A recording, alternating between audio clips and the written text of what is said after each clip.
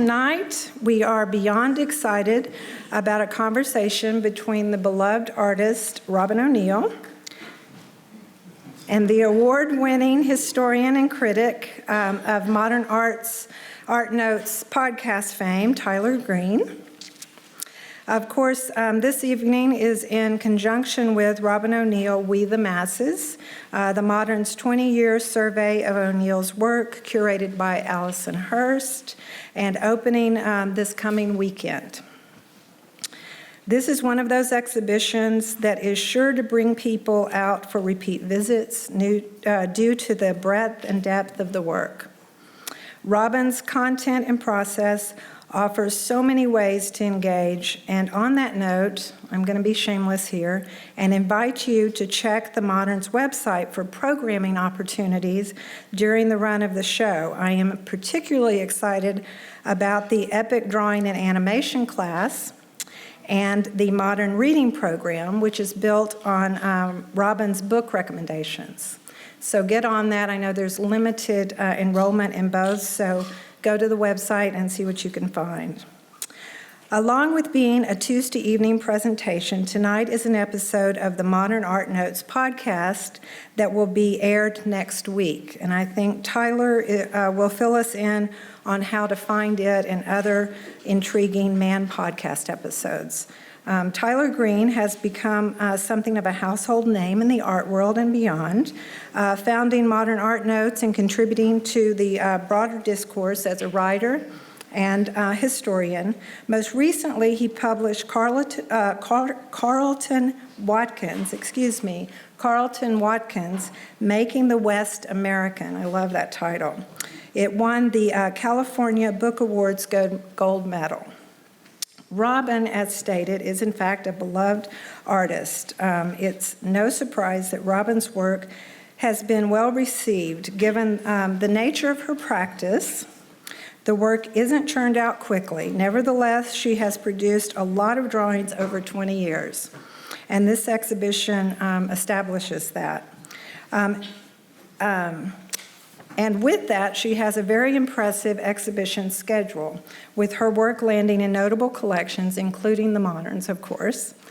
Just last week, her work was included in the inaugural exhibition for the opening of Ruby City, showcasing pieces from the collection of Linda Pace in San Antonio.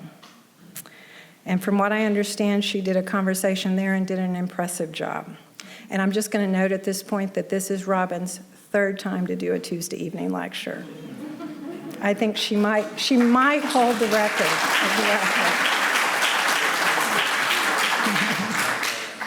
Born in Nebraska and raised in Texas, Robyn received a BFA from Texas A&M University Commerce in 2000 and attended graduate school at the University of Illinois in Chicago. In 2003, she was a resident at Art Pace San Antonio, and her work was included in the 2004 Whitney Biennial. She is represented in Dallas by Tally Dunn Gallery and in New York by Susan Inglet Gallery, as well as Western Gallery in Chicago. As the recipient of numerous grants and awards, including the Joan Mitchell Foundation grant and the Huntington Prize, she received a grant from the Irish Film Board for her film, We the Masses, 2011, which I have to say is spectacular and is in the exhibition. And in case it doesn't come up tonight, I have to mention her podcast, Me Reading Stuff, which has become my favorite pastime, and I'm certainly not alone. If you don't know it, I recommend finding it online immediately. It will become yours as well. Given their shared interest, Robyn and Tyler make a great team, and we are in for a real treat tonight as they focus on skies represented in paintings in relation to Robyn's own depiction of awesome skies. In their preparatory exchange for tonight, I hope it's okay, I'm going to tell this. I thought it was so wonderful. Robyn wrote, "So, long story short, I could almost say I've devoted my life to skies. And out of the thousands of drawings I've made throughout my 40-plus years on this planet, there are only a handful that don't include skies. Furthermore, almost all of them are turbulent, which is probably another discussion for another day. I look to the masters for inspiration all the time. If you would, please join me in a warm welcome for Robyn O'Neil and Tyler Green as they present Skies in Art History.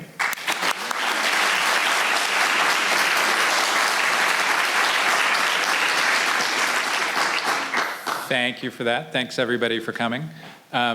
Podcast business to start.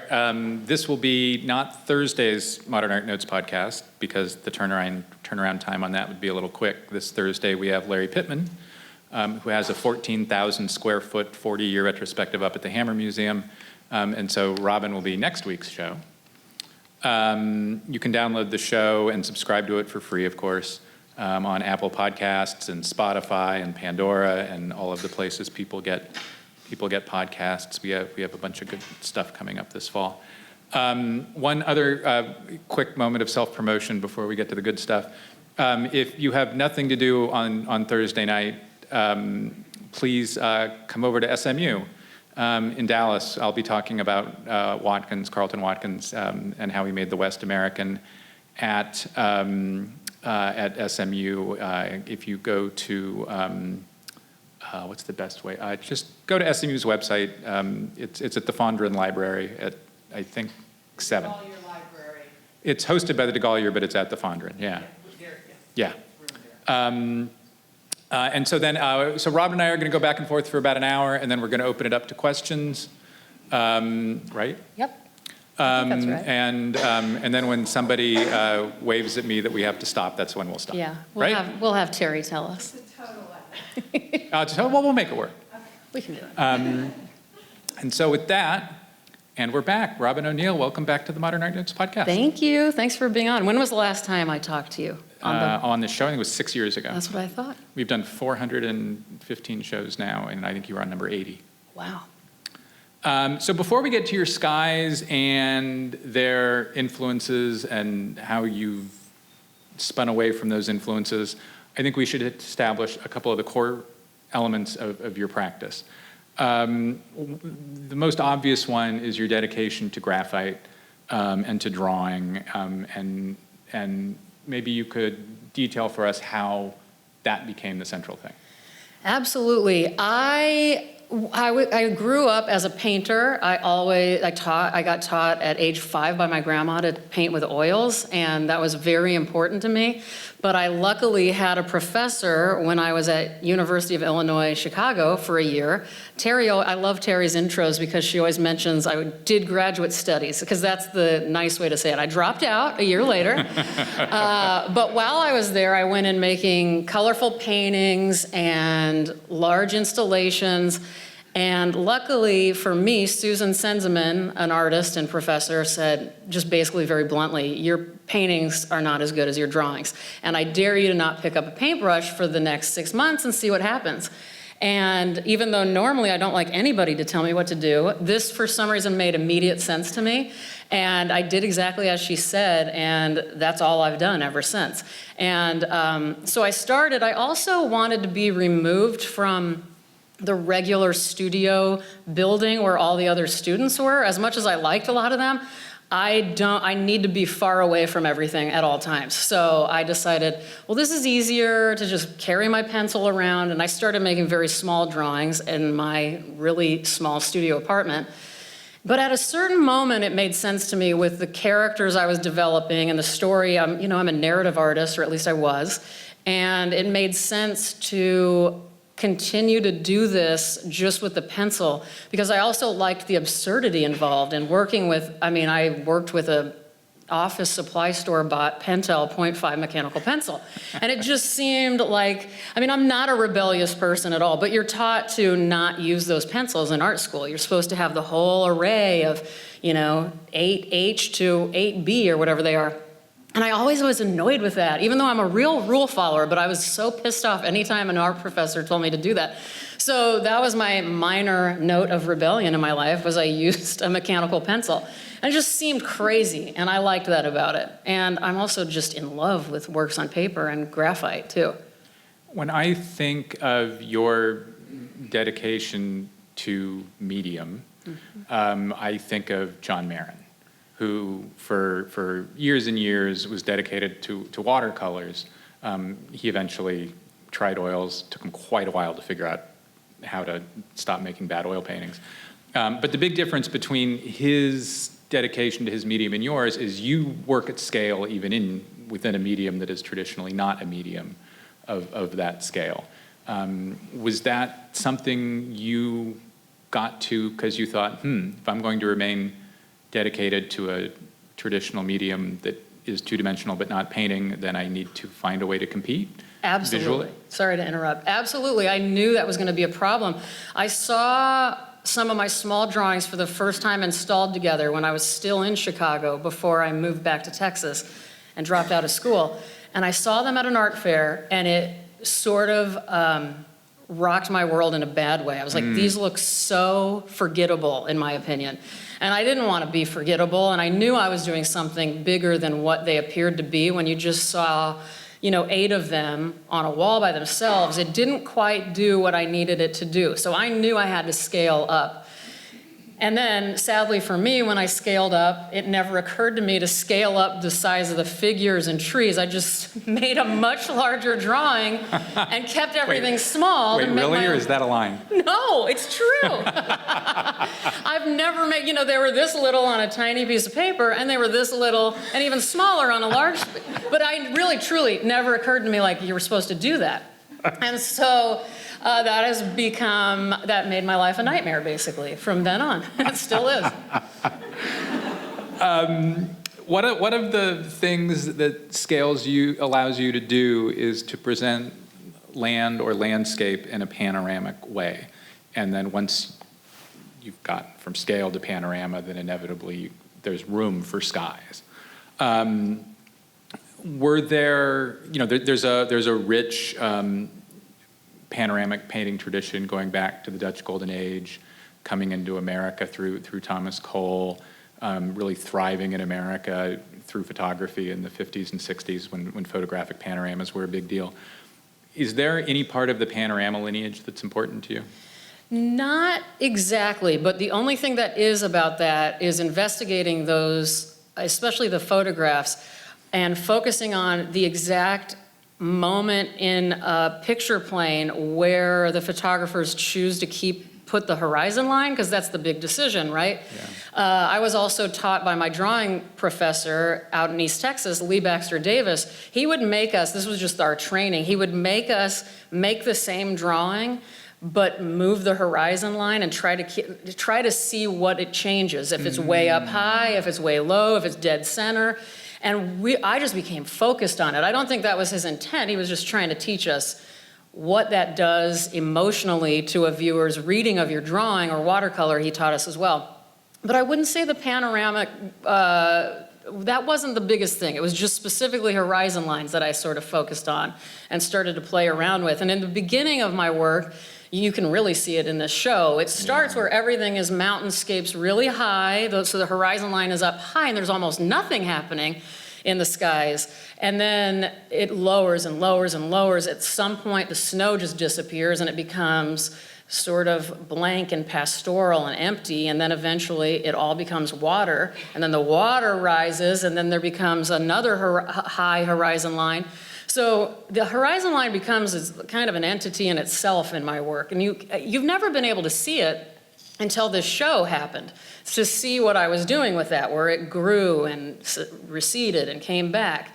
And that's been really important to me, and especially the moments where it's almost all sky in a lot of my work, though that's when I was also most comfortable. I liked setting a scene in the sky, if that makes sense. There are these polyptyches, these multi-part individual works, three sheets of paper, 5. And one of the things I think that's interesting about this show here is you can see how you play with the horizon line within multiple pieces of paper within a single work. Was that intentional, or did you just have to figure that out once you decided to make a 5-part work? Yeah. Are you talking about how the frame intercepts the horizon and they kind of go off by an inch or so? Or how even in the lost landscape after Friedrich, you choose to move things around a bit? Yes, absolutely. Where this comes from, too, was when I started to look at, the triptychs were so based on pre-Renaissance and Renaissance Italian altarpiece paintings, and that's another one of my big art obsessions. But in some of those, especially the more religious ones, you'll see multiple horizon lines in one image, and that became a complete obsession with me. I thought it was just crazy. Anytime I see a painting where there's one scene down here, and then another horizon line here, and if there's a hell panel underneath, that became a very big deal to me. So that's why I started messing with that and yeah, the multi-paneled drawing ended up being really good for that. And then I ended up doing it in some of the smaller pieces. There's multiple horizon lines laid out there too. I think there's a version of The Lost Landscape after Friedrich in which you take a quarter of the rainbow and move it off of the rainbow arc. Yeah, that's right. As a way of playing with it. So where in, you gave a summary a moment ago of kind of your path through scale. Where in that path did skies become important? I think it was, weirdly, it was when I started to have the seascape being the most, it's when sea and water took over land. I think that's when it really became important because, this is my chance to tell you, I don't know if you noticed, but I like how willing you are to give certain criticisms sometimes. And I want you in a good way. That's what we love about you.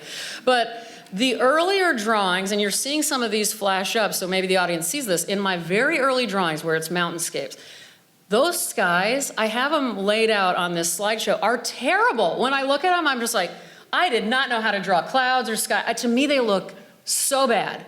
And then somehow when I incorporated water, I don't know why, but the way I draw water essentially becomes a tiny, tiny miniaturized version of how I ended up drawing the sky. So you'll see a very strange formal consideration I was doing. And that's also the same thing when I draw a tree branch. It's the same exact pattern and technique. It's just turned a different way if the tree happens to be standing upright. And the cliffs are drawn exactly the same way too. If there's a mountainscape, the mountains it's all the exact same thing. It just depends on which way I've oriented that image.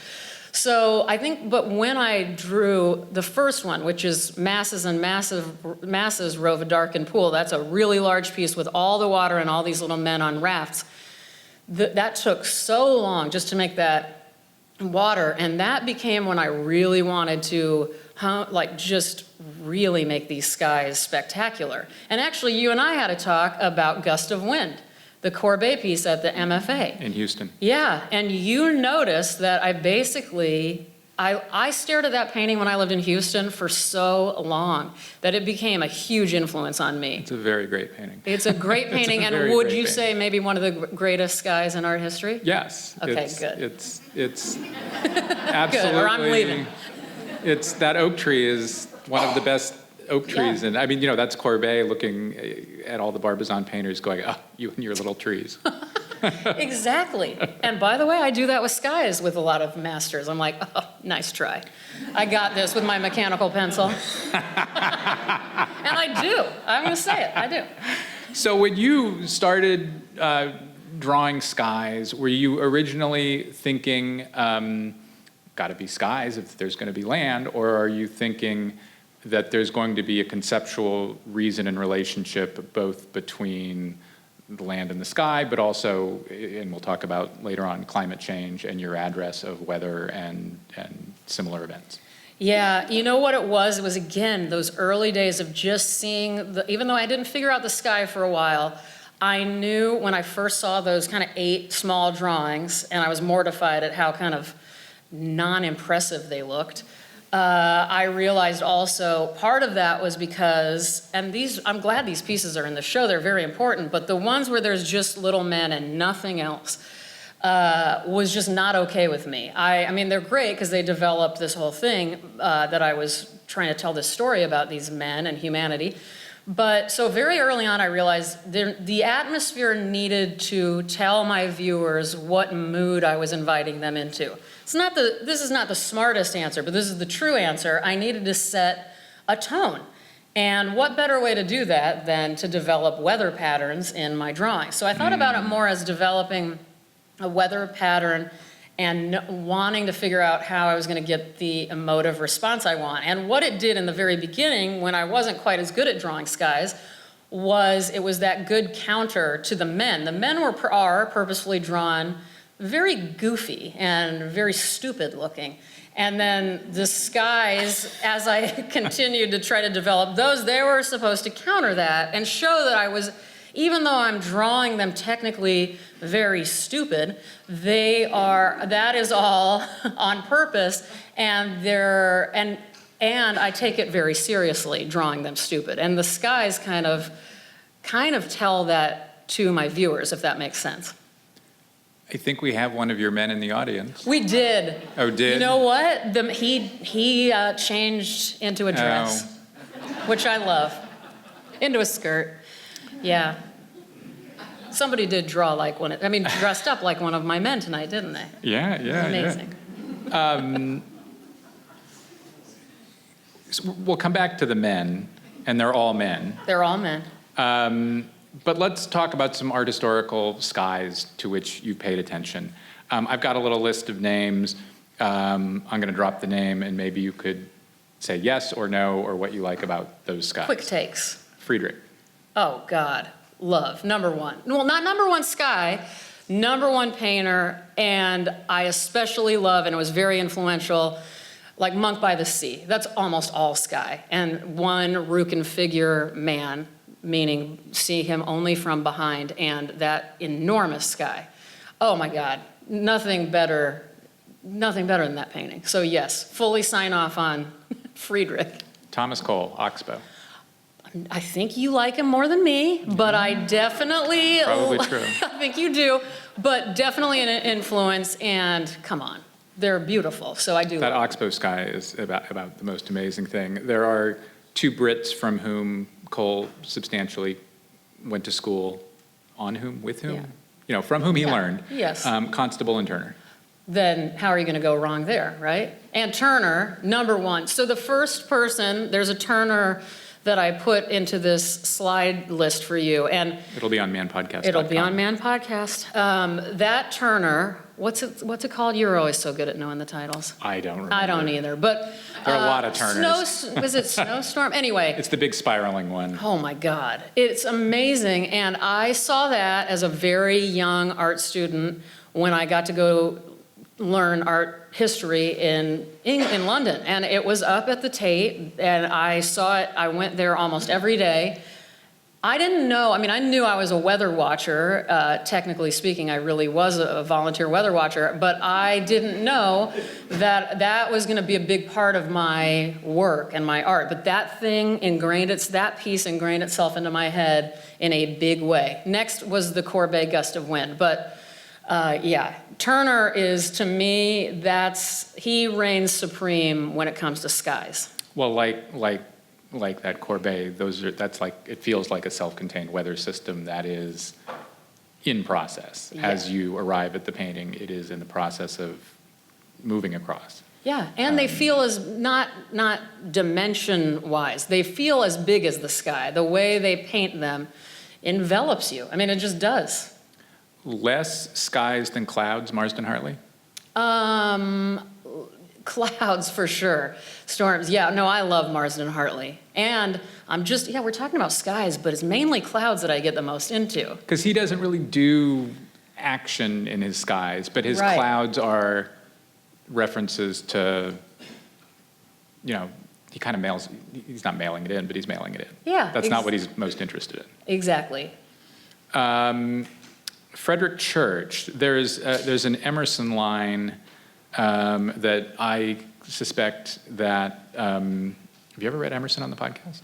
Never, one time, only once. We'll have to talk about that. Yeah, we need to fix that, right? Yeah. There's a line in Nature in which Emerson is talking about the times of day he likes, and he's talking about skies.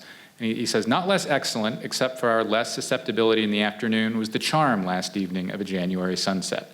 The western clouds divided and subdivided themselves into pink flakes modulated with tints of unspeakable softness, and the air had so much life and sweetness that it was a pain to come within doors.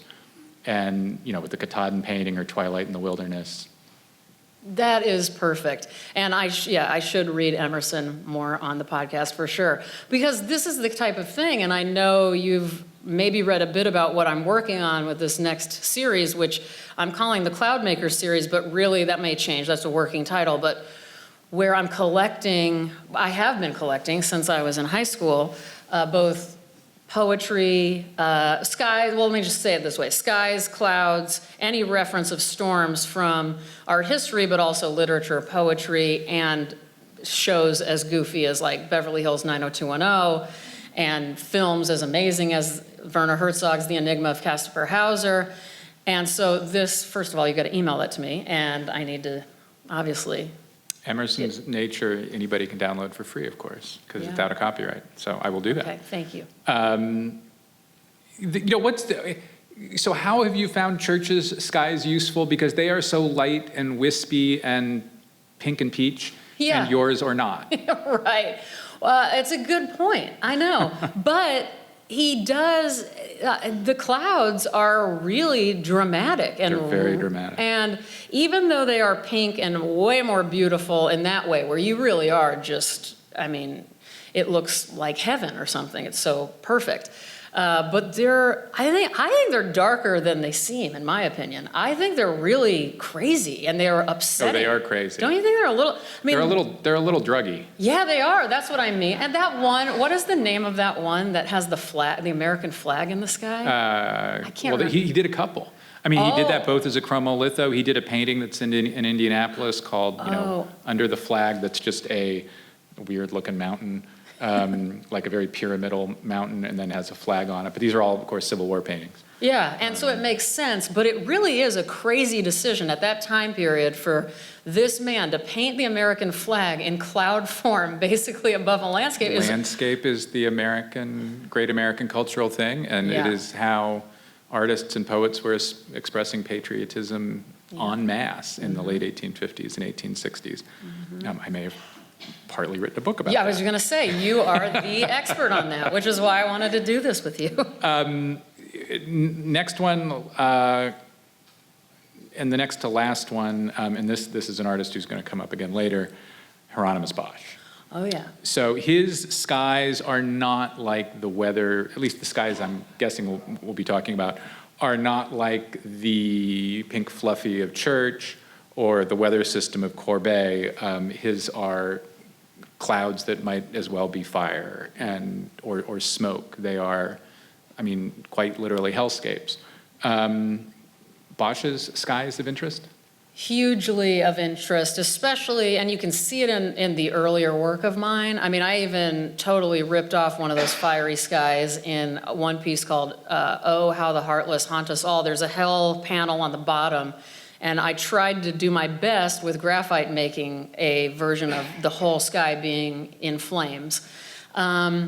He is more of an influence for the way I work my characters and my figures, I would say. So I don't look to, even though I do really respond to that, and I think it became really important as I worked on my hell drawing, which is in the show too. But I would say I'm not as focused on his skies, because that's not his focus either. It's just but he also, do you think it is? I think sometimes, sure. I mean, I think sometimes when he wants to make it obvious we're in hell, I mean, visually. Yeah. That he really turns them up to 11. That's true. I think it's a very similar, my guess is that what he's doing is very similar to what I told you I originally knew I had to do, which was make these, I sometimes call them backdrops actually on accident. My skies or my atmosphere, these backdrops have to clue in the viewer as to where we are, and that's the best way to do it, really. Yeah, that's how he, I mean. And that's exactly what he does. But yeah, I would say for Bosch, even though there's nothing not to love about him, but I would say it's his figures that were the biggest influence on me. Well, we keep bringing up figures, so quick diversion into figures. First, why are they all men? Yeah, they're all men because I knew eventually I wanted to kill them all off. And if I threw any women in there, it seems like humans, not me, but humans tend to procreate and have kids. And I knew that would give these guys a chance for survival if there were women around and procreation and all that good stuff. And so I didn't want to allow for that. I knew they were all going to die.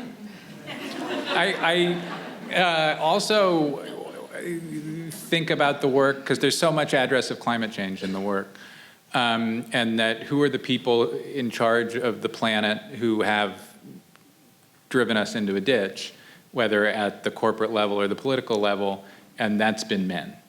Or maybe did it become eventually at some point in the work that one of the reasons there were so many men, it was because that men are responsible for that problem? Yes, it's always difficult. The beginning, it wasn't what I intended, and I drew these men after my dad, who I love a lot, and I do not blame for climate issues or anything corrupt for that matter. But then once I multiplied these men by the thousands and started to use them as my archetype for humanity, they really did represent everything reprehensible about humanity. And it wasn't necessarily because they were men. It was just because those were my figures that I had already established, but yeah, certainly. And I had the most ominous experience with a lot of the timing of when these drawings are made and released into the world always relate politically. It's been very eerie. And so, you know, my last opening in Dallas was the day we all found out Trump was elected. And it was just a very weird thing, because what I was working on had everything to do with me burying these men. These are in the show as well. Some of the most recent pieces where they're called suffocation studies, and I'm, you know, killing these men again, even though I've killed them a million times in my drawings. I was really killing them around that time. So yeah, I can't deny that has something to do with men. The men are often their own little groups, often in twos, quite often in twos. Why in those little groups, and where does Bosch come into how you play with the little lads? Yeah, little lads, that's the nicest thing anyone's ever called them. Well, so first of all, they're all dressed in black sweatsuits and Nike tennis shoes. And I didn't know it at the time. This is what often happens for artists, is that I knew I wanted a way to unify them and make them all look the same, which I also thought would look kind of dumb. Like, you know, I've always had a problem with uniforms. I remember I had a job at DFW Airport when I was coming home from college for a summer, and I had to wear these they were navy blue pantyhose and these navy blue pumps with this navy blue skirt. My mom was dropping me off there. Do you remember this? And I would have a complete breakdown on the way over there. I was like, I can't believe I have to wear these clothes like every other person up there. It drove me crazy. So I always thought of like uniforms as these kind of annoying. I just hated uniforms for some reason. Now I like them. I have a studio uniform that I wear basically. But I was also very interested in cult behavior. And what I'm getting at is Heaven's Gate cult. When that happened, I paid a lot of attention to Heaven's Gate cult. And for anyone who doesn't know, the Heaven's Gate cult all wore black sweatsuits. They were actually sometimes purple, but they wore black sweatsuits with Nike tennis shoes. And when they all committed mass suicide, they all had those on, and they were shrouded in these purple blankets when they died. And it didn't occur to me until later, about 3 years into making these drawing these men, that they were based on the Heaven's Gate cult.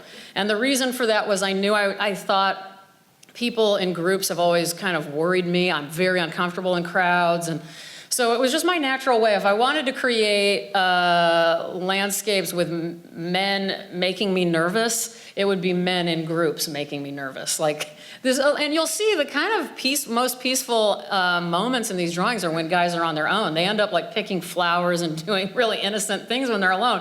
But once they start pairing up, that's when the nightmare begins. So yeah, I mean, as you look at individual drawings, the men are doing, sometimes they're hugging, sometimes they're doing other things, sometimes they're throwing up. That element of the narrative, are you looking at Bosch? Was that a point of origin, or was it a point of origin that eventually you found your way? It was a direct point of origin. For the first drawing I ever made that I scaled up when I was at Art Pace, it's Everything That Stands, ... long annoying title. That one was the first one that I went from 8.5 by 11 drawings to this huge 14-foot by 8-foot or something like that.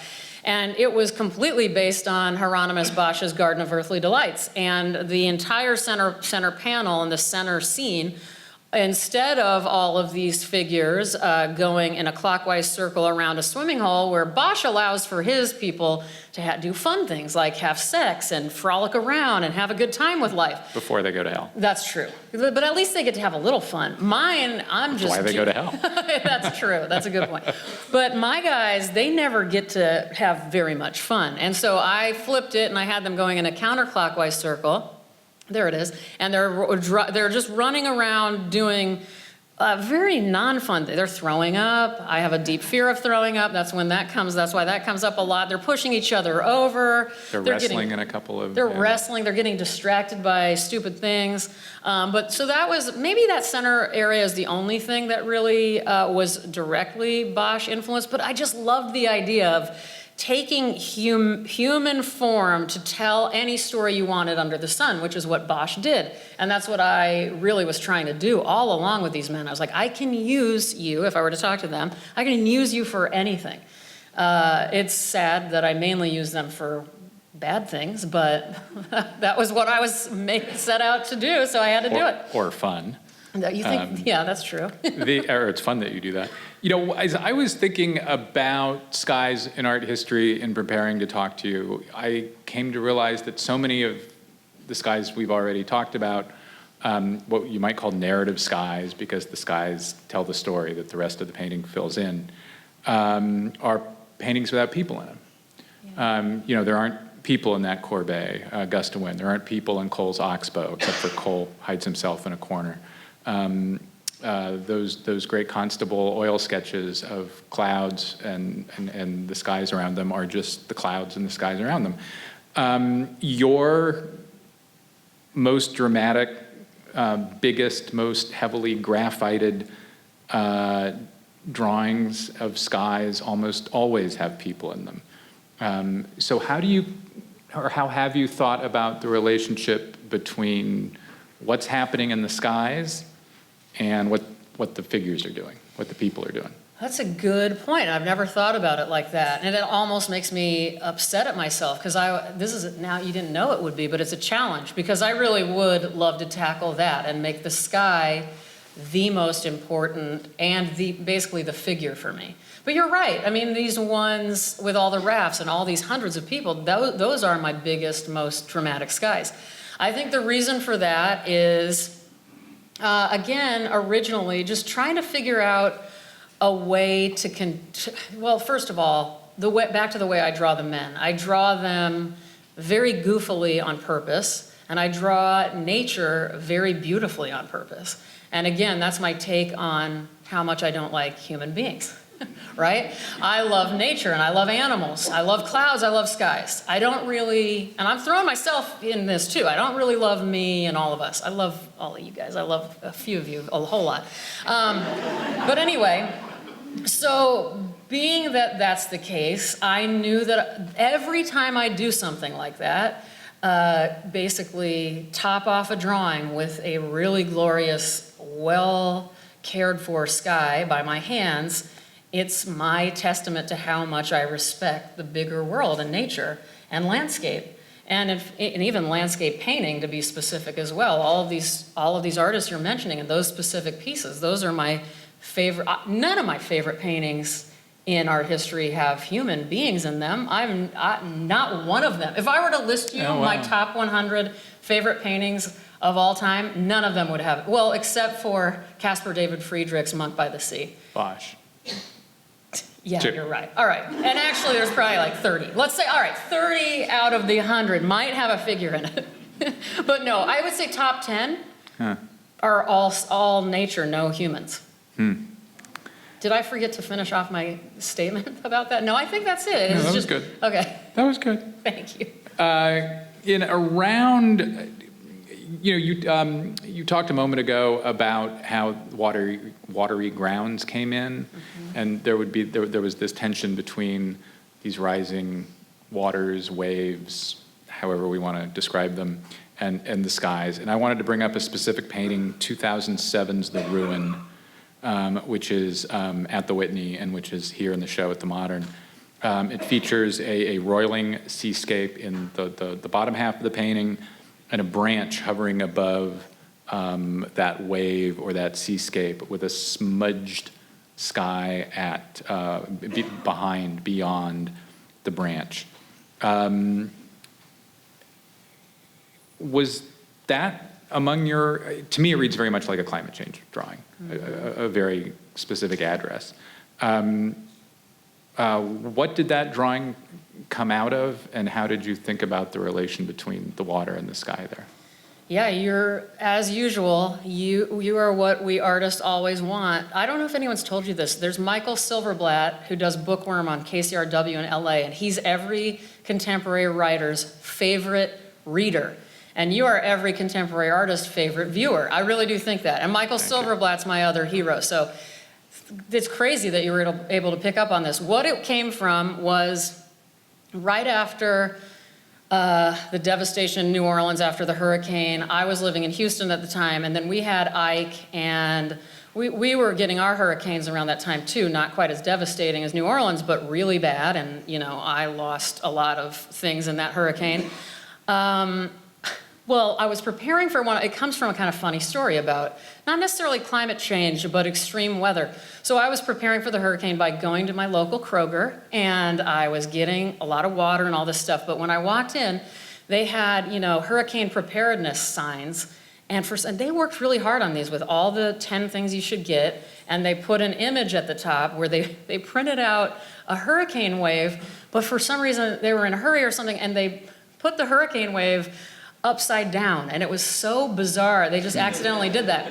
So it actually influenced first some drawings I have that are upside down hurricane waves. That was the more direct reference. But when I saw that, and I literally saw I normally don't use the word literally, but this is what I literally saw, was a branch flying by my studio window that doesn't look all that dissimilar from the drawing. That drawing that you're talking about looks like maybe most people would think it's surreal or that branch is hovering in the sky, but There's a little bit of Kay Sage or a little bit of Dorothea Tanning, maybe? Yeah, Or absolutely. a little bit of Marston Hartley Driftwood? Yeah, well, I a lot love of Marston. that. A lot of Marston Hartley. I have to go with that one for sure. Yeah, and I think people would see those, but this was just something I really did see during a really bad storm. And I grew up, in Nebraska and North Texas. That's Tornado Alley, and I've lived through so many tornadoes, and then in Houston, so many hurricanes. It's been the central theme of my life, is to be surrounded by really bad weather, and I love it. But so the branch really came from an experience of me seeing a branch that looked just like that just go by my window. But then, so I hope that answers your question. Is there a moment in the work where you go from addressing extreme weather to consciously, intentionally, specifically addressing climate change? Not intentionally. It happened really naturally for me, though. And it happened, I think, when I started to notice that all the snow had melted. I didn't mean for this to be addressing climate change, but it so clearly is, and I shouldn't say obviously, but it is a huge concern of mine. And and I just noticed, one day after 2 large drawings that didn't include mountains or snow and had only grassy landscapes, I thought it was a little odd. And deserts started to become apparent in my work, and sandier, more kind of craggy landscapes that looked like the earth was drying up showed up, and I was sort of taken aback by myself. This is so the story started to tell itself to me, which I know sounds a little bit cheesy, but it is true. And I took a moment after about 2 of the large drawings, minus snow and minus cold, and seeing how heat had come into play, which, by the way, I hate heat anyway, so this is the whole reason I don't live in Texas anymore. I would be here if it weren't for the heat and humidity. But I love Texas, and I love everything about it, but I had to move. I keep moving to colder climates because I hate it so much. But anyway, that's a side note. So it was just kind of natural. I think even though this is a world I've invented, I'm so connected to nature, and I always have been, and this is what my work is about, but I'm embarrassed to say it wasn't intentional. It just kind of happened. But then when I brought in the waves and there's a tsunami taking over the earth, that's when I knew what I was doing. There's a drawing titled "Masses and Masses Rove a Darkened Pool, Never is there laughter on this ship of fools." It's from the Kemper collection in Kansas City. Lots of your dudes on rafts, and it's impossible not to read it as addressing rising seas and responsibility therefore. Exactly. And it both comes from that. It also comes from, and you can see, basically drawings surrounding that piece, and right before it had icebergs in the water. Those are gone. And it also directly references the way not only that we treat our world, but the title, Ship of Fools, originally is a medieval tale about what people who were deemed insane, they got sent off on decrepit rafts just to fend for themselves if you were crazy. So it's not only me addressing what we do to humans and they're just left defenseless, but it is also exactly what you mentioned, and that was very purposeful. So yeah, the water taking over land was when I wanted to directly address it without it being an accident anymore. In the ruin in particular, but also in some of those other works from the late aughts, it sometimes looks like you're trying to figure out how to balance a roiling body of water, kind of a tentacular sea, if you will, with the skies, with which you've obviously had so much fun for a decade already at that point. And in the ruin, the sky is barely there. Mm-hmm. Was there a process of figuring out how to have a lot of action in the bottom half, a lot of graphite, not action in terms of the dudes, but action in terms of the graphite and the skies? And how did you end up resolving that? It's hard every time, especially when this is one of the biggest challenges of working with just graphite. If that were a painting, imagine how easy that would have been. Yeah, do you know? Not that it's easy to make a paint. You know what I mean, though.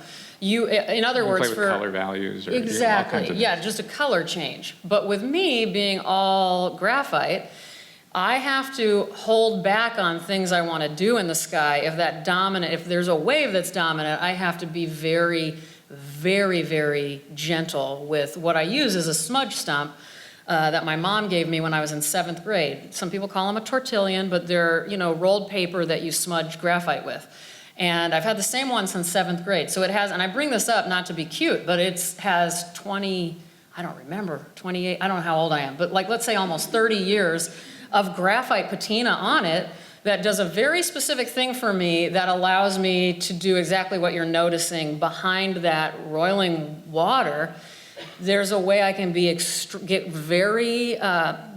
basically moody with it, but give the wave the dominance and push the sky into a bit of obscurity if that makes sense. But it takes a lot of planning in these composition notebooks of mine, which I've been using these since the beginning of me making work. And I do thumbnail after thumbnail after thumbnail until I figure it out. Even though they're really tiny, they're only like an inch by an inch. But even in the ruin, I figured it out that way. I have to be really careful because there's also no going back. If you're making drawings with graphite I push that stuff into the paper so hard when I'm working with the actual pencil.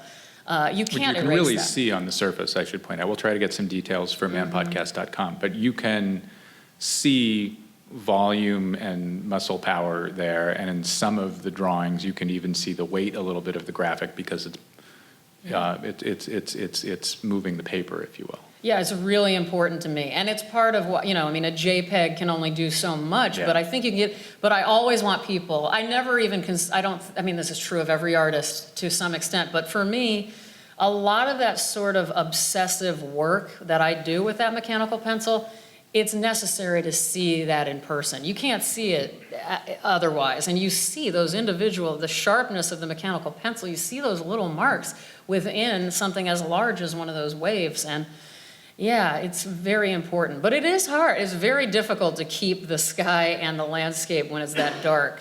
It's hard to make sure they both have a strong enough presence, basically, and don't go into each other. That branch in the ruin, there are, throughout all of the work until maybe the mid-2010s or so, lots of naked trees without leaves, branches without leaves.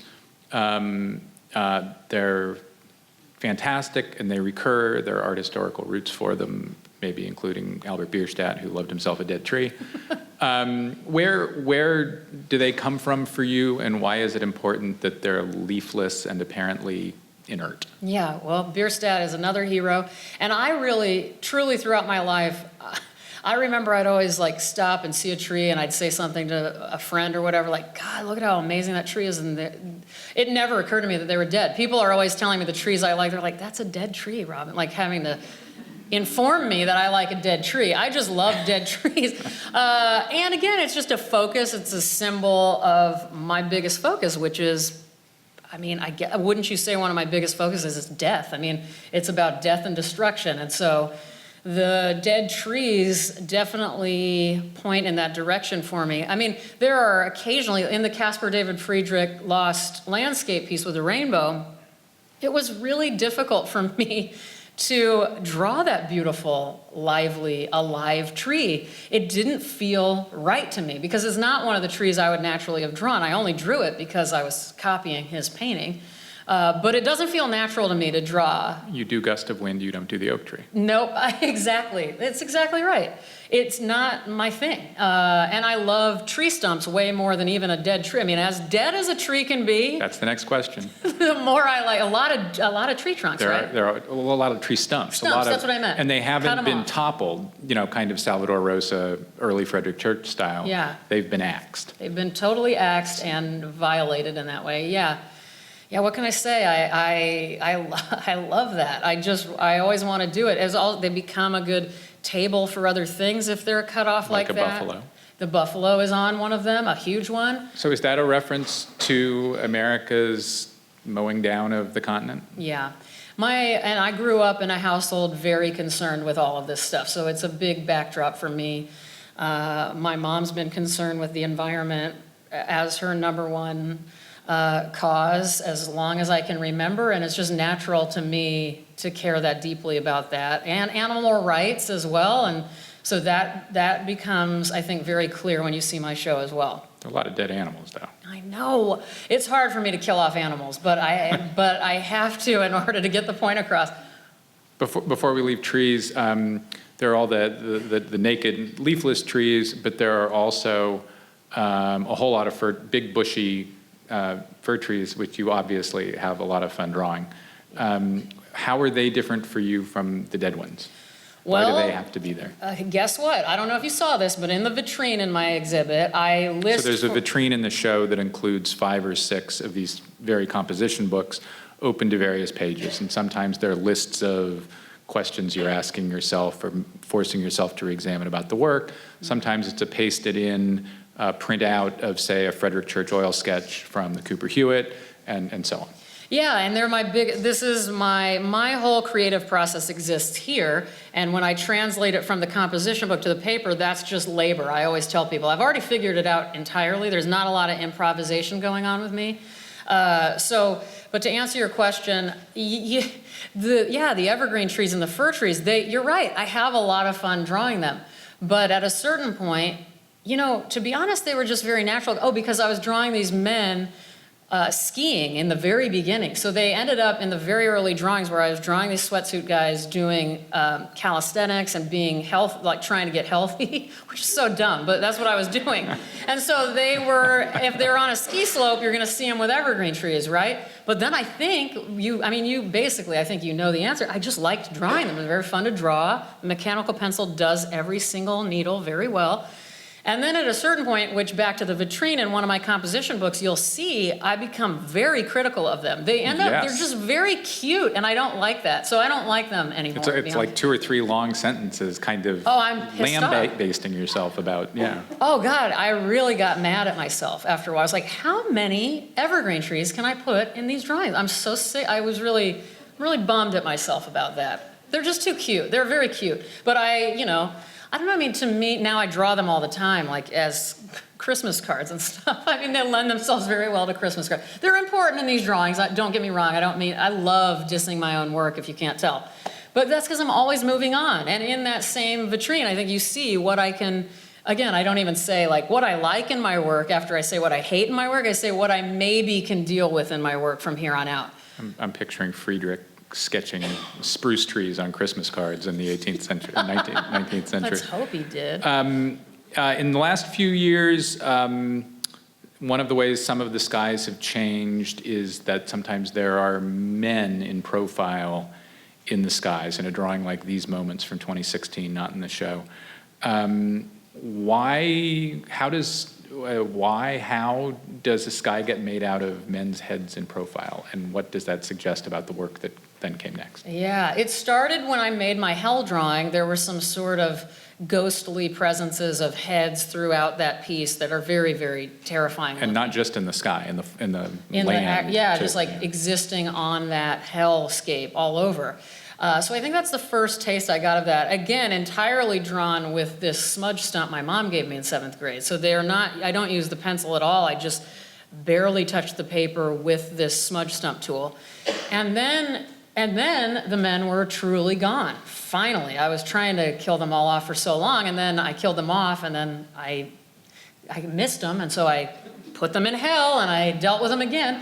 And then I was really done. But I wasn't done with human form necessarily. I was just done with the sweatsuit guys. So this is me, what you're at. By the way, I do love that drawing. That's one of all the drawings we've talked about, these moments, these moments with all those profiles in the sky. Or however many it is. Yeah. Well, you know more about it than me. I didn't even know I don't remember how many. Yeah. That was me. Basically, you can look at it and now know that what I'm doing is I'm trying to figure out how to bring humans back into the images, into the drawings. And I still have no idea how to do that, by the way. Is that why you've been, I think, looking at William Blake? Yeah, totally. Yes, exactly. So what got you to Blake and why?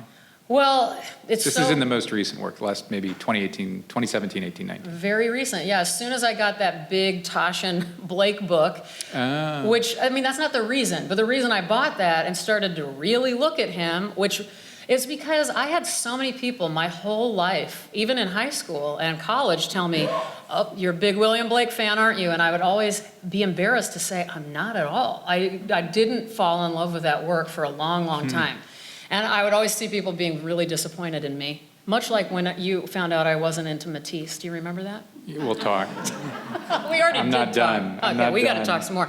Anyway, so yeah, I was like, no, I'm not that into William Blake. But you would think, based on all of my work, even pre these drawings, I looked like a William Blake fan, but I wasn't. I wouldn't have seen it that much until the last wouldn't? couple of years. Oh, But the okay. last couple of years, it just bounces off the wall, right? It's so crazy. Yeah, but nobody else has figured that out except you. Once again, you're an amazing viewer. But yeah, he's a big deal to me now. I'm going to do a couple quick hitters, and then we'll open it up. A couple of the more recent drawings include within them Little Mirandy still lifes. Why? Oh, I've always been, I just basically want to make a tablescape at some point. I started to think about how tablescapes can come into my landscapes, and I haven't figured it out yet. So those are almost notes to myself, like, don't forget about this. You love Mirandy. Please pay attention to this more. And I've never done an interior in my entire life. I've never drawn an interior since I was in high school or something. So it's basically a note to myself, must pay attention to soon kind of thing. Your mountains are really distinctive. I mean, there are a number of things that recur throughout the work that stay distinctive throughout and kind of don't change a lot throughout. And the mountains are one of those. Where do they come from and why don't they change? Because they're just made up. They're never based on any mountains from real life. I just make them up. So I think they're just...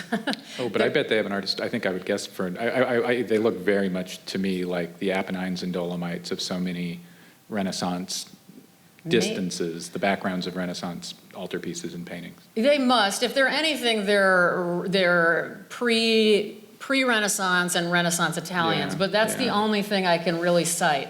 But yeah, definitely not from any of my life or not from mountainscapes I've seen on Earth or anything. They're just completely made up. And again, they're just a formal consideration. They really are my waves. Next time you look at them, they really are my waves, just tilted. Yeah. I'm going to. You so often float elements in space, a head, a branch, the way we discussed. Was there an origin of that move, art historical or otherwise? There's a shocking origin, Donald Batchelor. I loved, when I was about 19, I saw my first Donald Batchelor in an ad in Art Forum before I'd ever even gone to New York. I was looking at an art forum in my library at college, and it was one where there was a potato floating in the sky. And I was like, first of all, I love potatoes. Second of all, this is the weirdest painting ever. And it was so sad. And everything Donald Batchelor has ever done is so, even if it's an ice cream cone, they look very somber to me. And so actually all of that, anything that's floating in my drawings comes directly from Donald Batchelor, who is one of my favorite painters. And I actually got to see him talk in Houston once. And I asked, and everybody was talking, oh, I just love your ice cream cones, make me so happy and all this stuff. And at the end, I was like, I'm sorry, I have to be the one person to say your work really makes me sad. And he was quiet for about like 1 minute straight and said, you're the first person to ever tell me my work's sad, and I've always thought it was sad. So I was really happy because I was really happy that he makes such sad work. I really was. I was like, I'm glad to finally inform you that I see it. But no, I really give him 100% credit for why I float everything in the skies of my drawings. Quite closely related, men are often falling or have just fallen. Mm-hmm. Why? Because I didn't see these men as having a point of origin, really. I didn't see them as ever being 5-year-olds or 17-year-olds. I saw them always existing exactly as they are. And I also know this story of, if people can look it up on the internet, Magonia, which was this weird French cult in sometime like 800 or something. And they were these crazy people who are written about where they claimed that they fell from a cloud that circumnavigated the sky, and they came to Earth and they started to do really bad things on Earth. And so it came from that. So I was like, this is kind of perfect. These are a cult. They did bad things. They fell from the sky. I love everything about this. And Magnolia, Paul Thomas Anderson, when the frogs all fall from the sky at the end of Magnolia, that's the whole reason that's called Magnolia is from Magonia. He was doing a lot of research on, and I'm very into natural phenomena of, when sometimes in Australia or even Austin recently, hundreds and hundreds of birds just fall in like one block area. This happens all over the country all the time. Red dirt falls from the sky in this one area in New Zealand all the time, and nobody knows how. It's really cool. Yeah. Wow. This is just an obsession I have. Finally, near the most recent work, you bring in color via oil stick. Why did you decide to bring in color, and then why did it go back out again? Oh, yeah. God, I knew that, I don't even know why I finally did a full drawing in color. I knew, you know what, I'll answer it in the most plain and most honest way. It was just time. It was necessary. I felt it was necessary. It was time. This image called for it. When I first drew the thumbnails for that piece, An Unkindness, it was all drawn like it was going to be, all those wolves were going to be drawn very realistically, the way I draw animals with my mechanical pencil. And at a certain point, I looked at it and I saw color, and I just, at the thumbnail, and then I redrew the thumbnails with full color, and I didn't know what I was doing. I was like, I don't know how I'm going to do this. Is it going to be paint or what? And I just knew it was time. And it will be back. It's just that I will always do both now. I'm finally done with being so strict with myself, like graphite only, mechanical pencil only. It's getting pretty boring, let's face it. Let's move on. I don't know about that. No, but yeah, it's time, and now I just feel much freer to do whatever I want. And also, I'm getting older. I can do whatever I want. Do you know what I mean? And I don't have to worry about what people think. Oh, I thought I was used to these sweatsuit guys. I used to be concerned about that, where people would be like, oh, they're going to be bored. There's no sweatsuit guys. Now I don't care what anyone thinks. I'm going to draw whatever I want. I like it. Questions?